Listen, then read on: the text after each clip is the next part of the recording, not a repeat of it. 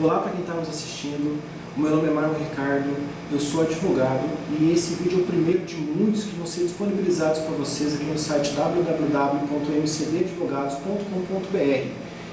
O nosso objetivo com esses vídeos é didático, nós queremos levar a temas diversos do direito a todos de uma forma menos técnica e de fácil compreensão. Esse vídeo ele é sobre uma lei recente, tendo em vista o Código que foi alterado por ela, que é a Lei 2.403, de 4 de maio de 2011.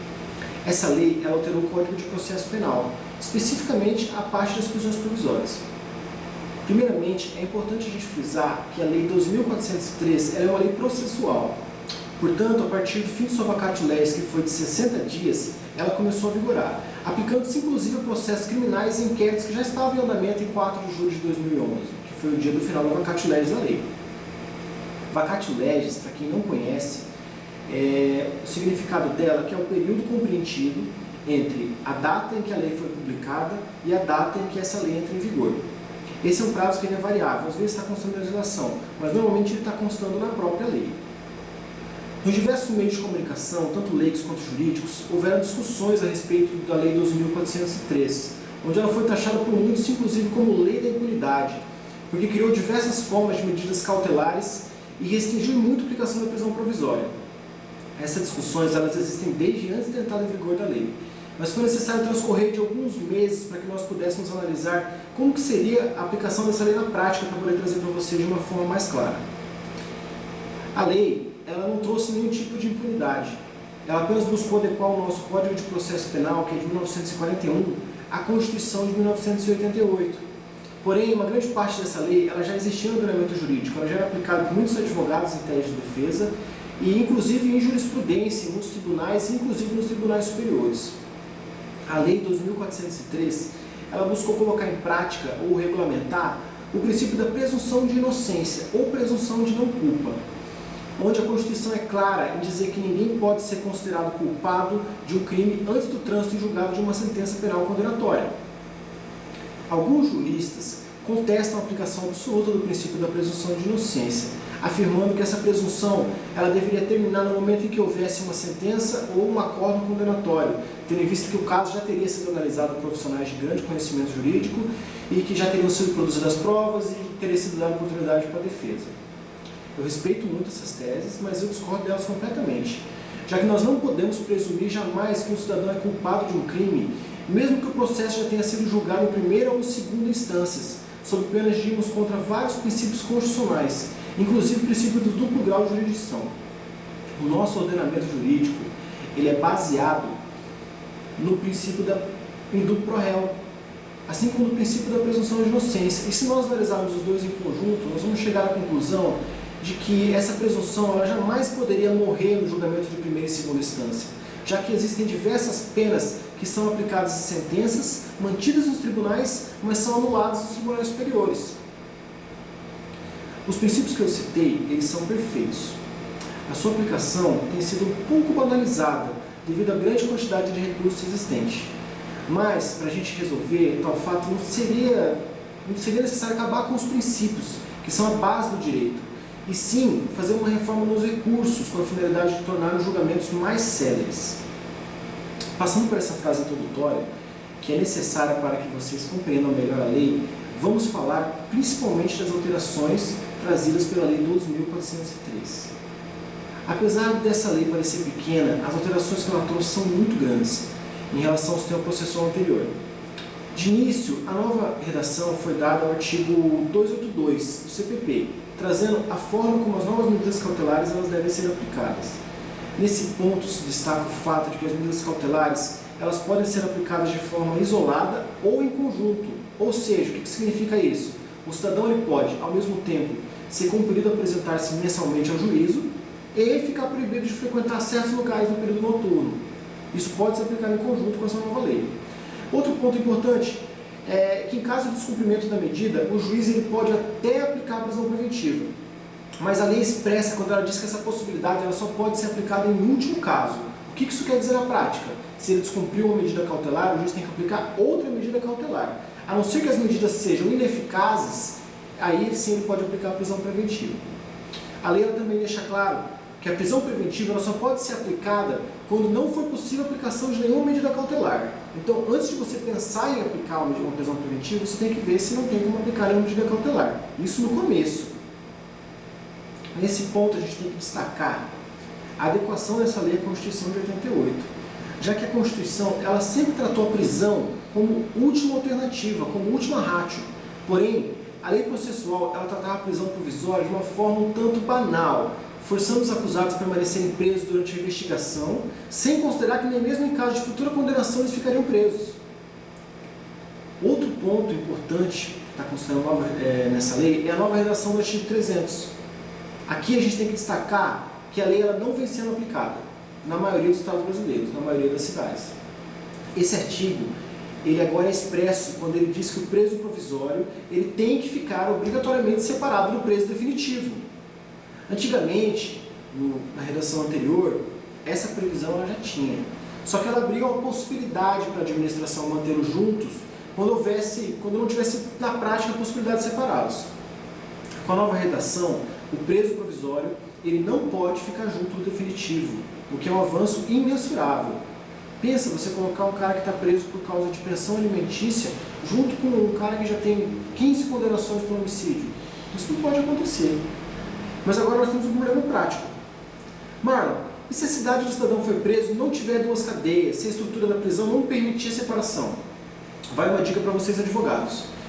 Jamais se pode aplicar uma situação mais gravosa ao preso. Logo, se a estrutura prisional não permite o cumprimento da lei, você tem um cliente preso provisoriamente, peça ao juiz para transformar essa prisão preventiva ou temporária em prisão domiciliar, até que seja fornecida a estrutura para que o preso seja separado dos presos definitivos. Uma situação interessante também é que no caso de prisão definitiva, temos uma determinação na lei para que o preso cumpra sua pena próximo à sua entidade familiar, tendo em vista que a Constituição ela defende veemente a instituição da família ordenamento jurídico brasileiro. Com base nessa defesa da Constituição, o que vocês advogados têm que fazer? Se o preso, cliente de vocês, está em prisão temporária ou prisão preventiva, peçam para que ele seja preso, mesmo se ele for preso em outro estado, que ele seja preso próximo da sua família. Usem a analogia para aplicar a Constituição e esse artigo da lei da LEP, também a prisão provisória. Alguns juízes discordam, mas não é porque o juiz discorda que a gente tem que se curvar o entendimento deles. Outro ponto novo importante, principalmente para as autoridades policiais e para os concurseiros, já que detalhe sempre cai em concurso, é o artigo 306, que agora ele estipula que a prisão ela não tem mais que ser comunicada ao juiz e à família apenas. Agora, a prisão ela tem que ser informada ao juiz, à família e ao Ministério Público. Isso não traz nenhum prejuízo ao Instituto, porque o MP ele tem o dever de garantir a aplicação da lei. Logo, pode até ocorrer que o próprio membro do Ministério Público requeira a liberdade ou a aplicação de uma medida cautelar ao invés da prisão para quem foi preso. Nós temos que ressaltar que a lei ela garante ao preso que a família ou pessoa por ele indicada sejam avisados. Em nenhum momento a lei fala que o preso tem direito a uma ligação apenas. Então, quem o preso indicar deve ser avisado, independente da quantidade de tentativas. E deixar de cumprir essa parte da lei pode vir a anular o processo inteiro futuramente. Percebam que no artigo 310, a figura da prisão em flagrante como prisão provisória acabou. Ele deixou bem claro. Hoje, o juiz, quando ele é informado da prisão em flagrante, ele deve ou colocar o réu em liberdade, quando for possível, ou manter o preso em prisão preventiva. Também pode aplicar a medida cautelar. Vamos ressaltar que, para o juiz manter ele em prisão preventiva, ele não pode mais simplesmente dizer que o flagrante está correto. A decisão ela tem que ser fundamentada. E nós já temos várias decisões nos tribunais superiores, no sentido de que a reafirmação do que está escrito no requerimento de prisão não é justificativa para a manutenção da prisão. Então, decisões pouco fundamentadas podem ser anuladas facilmente. O juiz também, além da prisão em flagrante, ele pode aplicar as medidas cautelares, que são os principais pontos dessa lei. O artigo 313, ele altera a possibilidade para a aplicação da prisão preventiva. que agora só pode ser aplicada se o crime tiver pena privativa de liberdade máxima superior a 4 anos. Logo, se for igual a 4 anos, ela não pode ser aplicada. Ou no caso, se o criminoso ele é reincidente em crime doloso. Se atentem a um ponto. Essa reincidência, ela não é uma reincidência específica, ela é uma reincidência geral. Ele só basta que ele tenha sido reincidente, condenado logo, em crime doloso. Não precisa ser o mesmo crime que ele está sendo julgado. Também se aplica a prisão se o crime envolver violência doméstica ou familiar. Agora o ponto importante, contra mulher, criança, adolescente, idoso, enfermo ou pessoa com deficiência. A maioria das pessoas ouve violência doméstica e familiar e já interliga diretamente na Lei Maria da Penha. Mas presta atenção no que diz o artigo. Ele inclui adolescentes, crianças, idosos, enfermos ou pessoas com deficiência, independente do sexo. Não é só para mulher mais. É violência doméstica para todos esses cidadãos que eu citei para vocês. Essa pena de prisão nesses casos, ela se aplica só para garantir a medida protetiva de urgência. Ou seja, se terminou o motivo da medida protetiva de urgência, que a partir do momento que ela deixa de ser urgente, ela perde seu fundamento, o preso tem que ser colocado em liberdade. No parágrafo único desse artigo, a gente ressalta que acabou a figura do vadio. Antes, quem não tinha residência fixa podia ser mantido na prisão por causa disso. Hoje, ele não pode mais ser mantido preso apenas pelo fato de não ter residência fixa. O vadio acabou. O artigo 312, ele trata da prisão em caso de cláusulas excludentes de ilicitude, dizendo que, se forem vislumbradas essas cláusulas, o cidadão ele não pode ser preso de forma alguma. Pessoal, isso já estava mais que na hora de ser colocado na legislação de forma expressa. Como é que a gente pode prender um cidadão por um período de investigação se já está mais que vislumbrado que ele não vai ser preso no final, que ele não cometeu nenhum ato ilícito? Porque são cláusulas, a legítima defesa, por exemplo, ela é uma cláusula excludente de ilicitude. Vamos analisar a palavra. Ela exclui a ilicitude do ato. O ato deixa de ser ilícito. A partir do momento que o ato deixa de ser ilícito, ele deixa de ser crime. Então não tem por que ser preso um cara desse, nem provisoriamente e nem definitivamente. Agora a lei, ela traz isso de medida de forma expressa. Em relação às medidas cautelares, a lei ela dá uma atenção um pouco maior à prisão domiciliar, tendo em vista que provavelmente ela vai ser o que vai ser mais aplicado. O artigo 318, ele elenca algumas possibilidades para a substituição da preventiva pela domiciliar. Nos atentemos que esse artigo, ele fala o seguinte, em outras palavras.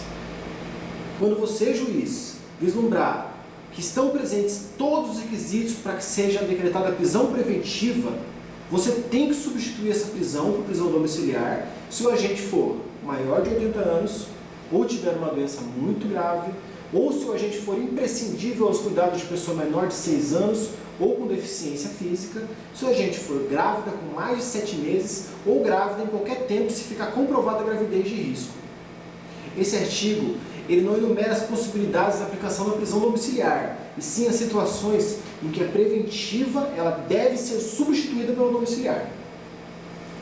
As demais medidas cautelares elas são trazidas a partir do artigo 319, e seriam o comparecimento periódico em juízo, proibição do acesso ou frequência em determinados lugares e determinados horários. Um outro ponto importante é a citação de uma medida que já existia na Lei Maria da Penha, que é a proibição para que o agente mantenha contato com certa pessoa ou obrigação para que ele mantenha a distância da mesma. Se atentem à abrangência do manter contato, que pode ser dar telefonema, mandar SMS ou mesmo mandar uma mensagem pelo Facebook. Se você mandar uma mensagem pelo Facebook e você estiver proibido de manter contato, a sua prisão preventiva ela pode ser decretada. E com certeza vai ser decretada, tendo visto que a gente tem visto aí na prática. Tem ainda a proibição de viajar, o recolhimento domiciliar em período noturno e a suspensão do exercício de função pública, caso seja um agente público e isso possa prejudicar o processo, ou mesmo a internação provisória num hospício, caso ele tenha algum problema de sanidade mental. O mais comentado, sem dúvida, é a fiança.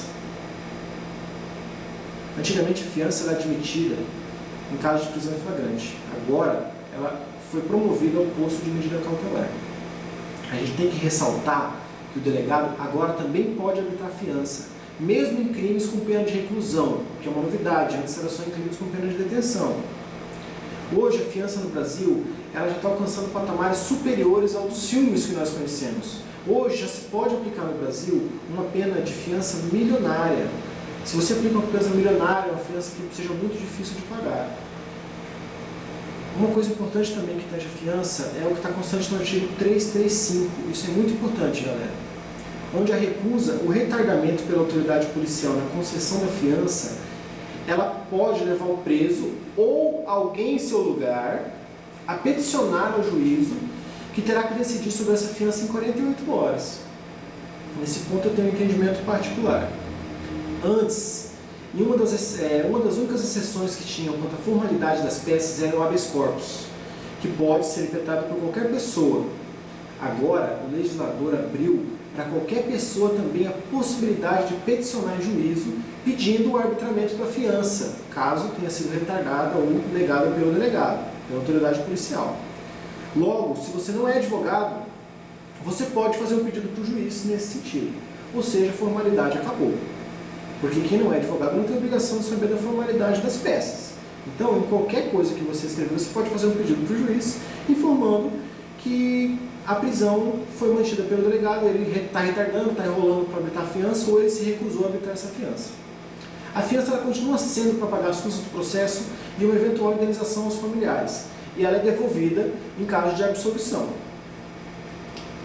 Se o acusado não tiver condições financeiras de arcar com a fiança, o juiz ele pode colocar em liberdade, sem pagamento. É obrigatório que ele tenha que pagar a fiança. Um outro ponto importante é que a execução provisória da pena, quando ela é negativa ao réu, ela também acabou com essa lei. Agora, não existe mais execução provisória em caso de sentença de primeira instância, execução provisória em caso de acordo condenatório, isso não existe. Isso é lá a presunção de inocência, Constituição, não existe mais. A não ser que o preso queira. O preso ele pode pedir execução provisória da pena para ele já ter o período, ficar menos tempo preso, se ele já souber que vai ser condenado. Se o preso não quiser, se o preso não pedir, ela está proibida pela legislação. Para encerrar, eu vou lembrar vocês que participar de um conselho de sentença, como jurado, faz presumir a idoneidade moral dos indivíduos. Essa é uma situação que ela permanece, ela já estava no CPP e ela permanece com essas alterações. Então, se você for jurado, você tem a sua presunção de idoneidade moral constante na lei. Pessoal, assim eu encerro essa primeira aula. Fiquem ligados que logo nós estaremos disponibilizando mais algumas aulas com outros profissionais também.